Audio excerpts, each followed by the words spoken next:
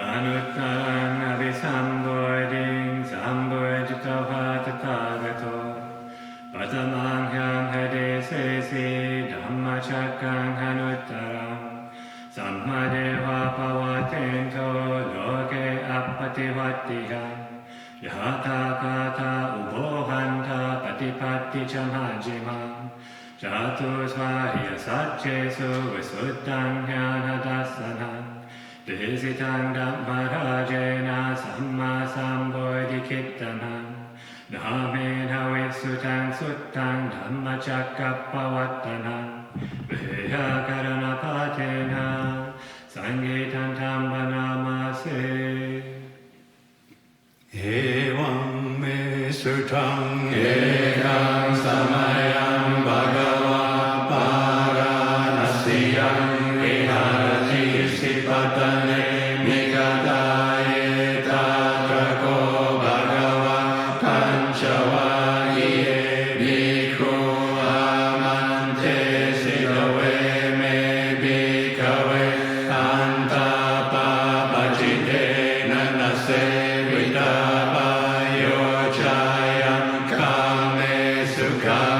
สุขาริกานุโยโกดีโนกามโมโพธุจนิโกอนาริโยอนาตสันนิโตโยจายังปัตติลมัฏฐานุโยโกทุโกอนาริโยอนาตสันนิโตเอเตเตภิกขเวอุโบอันเตอนุปกัมปฏิปทาตถาคเตนะภิสัมพุทธาจาตุการณิญาณการณิอุปสมัยอภิญญายสัมโพธายนิพพานายสังวาตติกัตตมาจสาภิกขเวมาชิมาปฏิปทาตถาคเตนะภิสัมพุทธาจาตุการณิญาณการณิอุปสมัยอภิญญายสัมโพธายนิพพานายสังวาตติอายเมวะหริโยอาทังกิโกมาโกเสยดิดังสัมมาทิฏฐิสัมมาสังกัปโปสัมมาวาจาสัมมากัมมันโตสัมมาอาชีวสัมมาวายาโม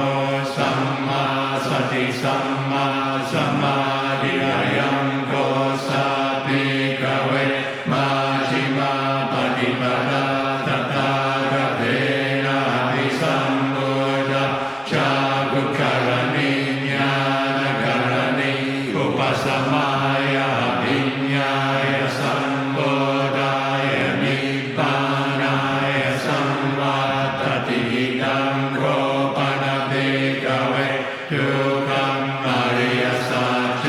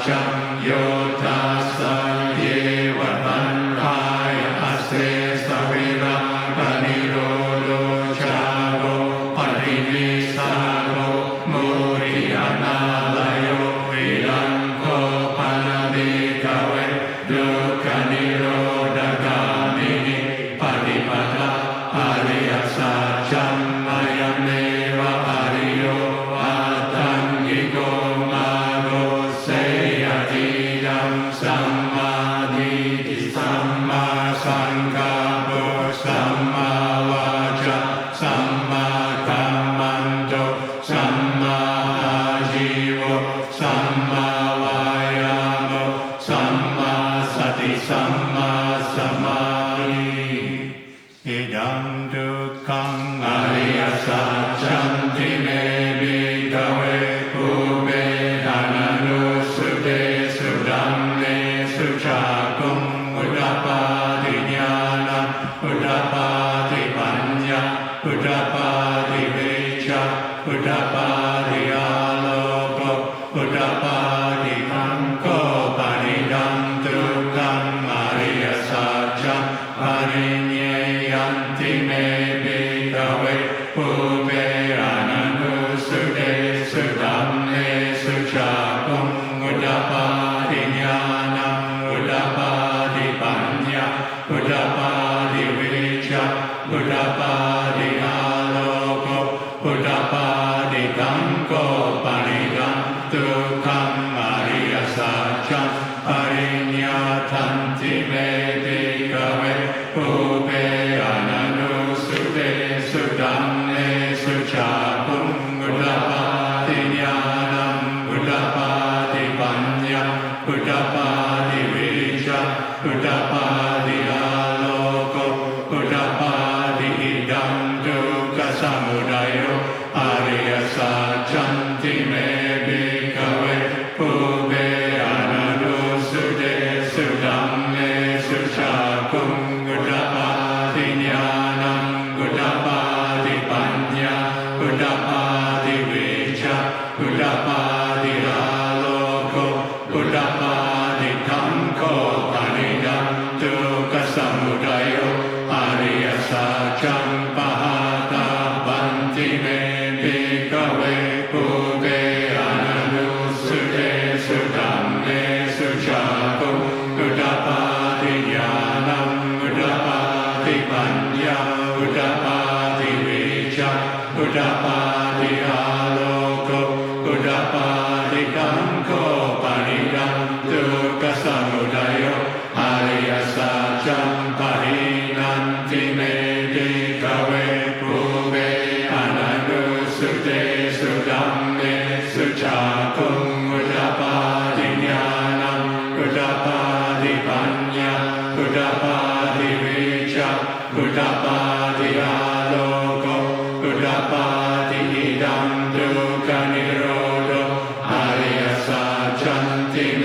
ภิกขเวภูเบอนันตุสุเตสุดัมเมสุชาคุงอุตตปาทิญาณังอุตตปาทิปัญญาอุตตปาทิวิชาอุตตปาทิอาโลกอุตตปาทิขังโกปานิดังทุกขนิโรธอริยสัจจังสัจจิกาตาปันติเมภิกขเวภูเบอนันตุสุเตสุดัมเมสุชาคุงอุตตปาทิญาณังอุตตปาทิปัญญาอุตตปาทิวิชาอุตตปาทิอาโลกอุตตปาทิขังโกปานิดังทุกขนิโรธอริยสัจจังสัจจิกตันติเมภิกขเวภูเบอนันตุสุเตสุดัมเมสุชาคุงอุตตปาทิญาณังอุตตปาทิปัญญาอุตตปาทิวิชาอุตตปาทิอาโลกอุตตปาทิ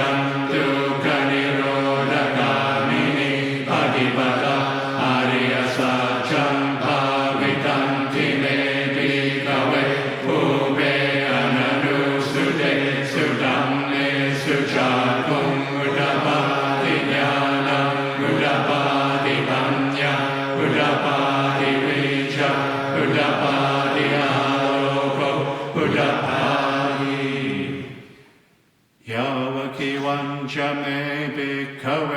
อิเมสุจตุสุอริยสัจเจสุเว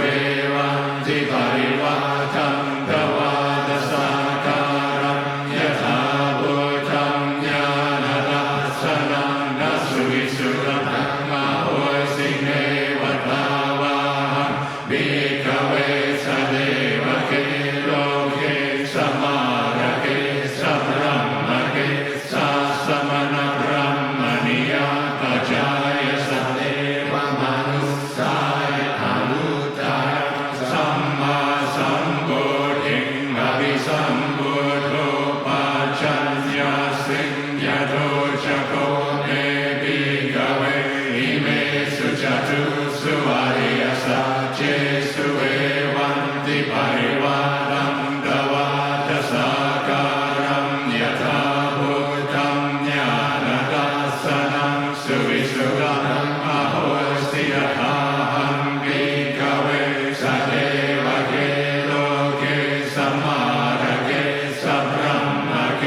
สัสสมณพระมณียาปัจจายสัตเทวมนุสสายอนุตตรังสัมมาสัมพุทธิอภิสัมพุทโธปัจจัญญาสิญญาณัญจปนเมตัสสนังอุตตปาติอกุปังเม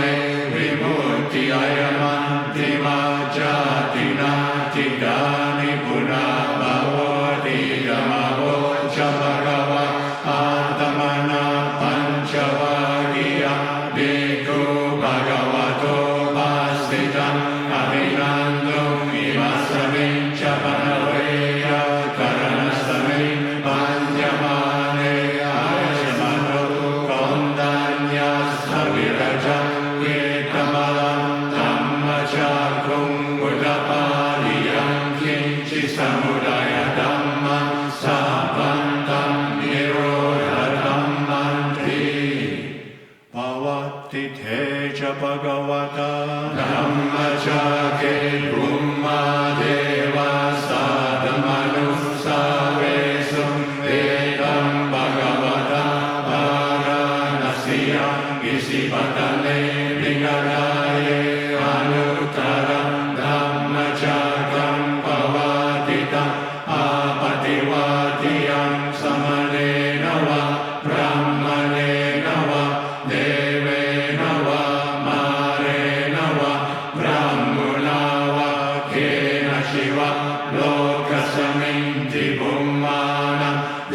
วานังสาดังสัตวาจาตุมหาราชิกา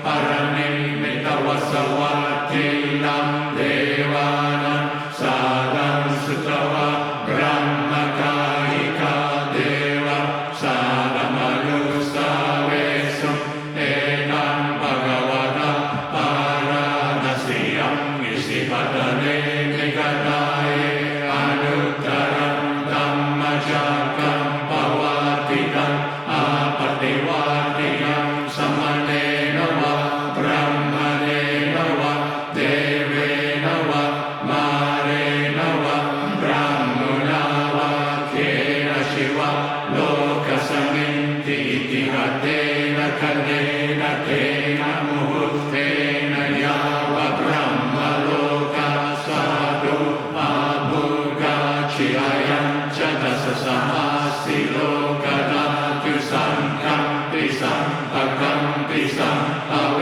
ริยะปมาโนจโหโรโกภาโสโลเกปาตุระโห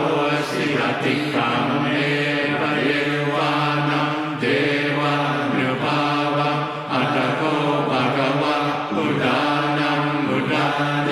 สิอัญญาสิวัตโปโก